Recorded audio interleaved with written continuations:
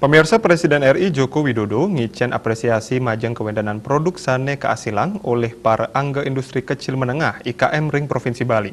Presiden Jokowi nureksain produk sane keasilang oleh IKM Bali medue kualitas sane pini becik. Ring keterangan pers disampun nyelehin pameran IKM Bali Bangkit Ring Taman Werdi Budaya Art Center Denpasar, Presiden Jokowi waderang yening pai ketandane dahat ngapresiasi ring kuentanan pameran puniki.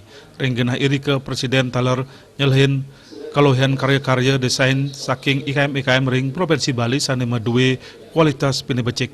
Makatah sasur pelaku IKM Ring Provinsi Bali sane nyuguhang makudang-kudang soroh produk menegadi kain tradisional kerajinan rakyat, perhiasan tradisional, mewah produk seni unggulan lianan. Kepanggih Presiden nyelehin tur mablik bagang sareng angga IKM luire pengrajin kursi kain tenun mewah lukisan.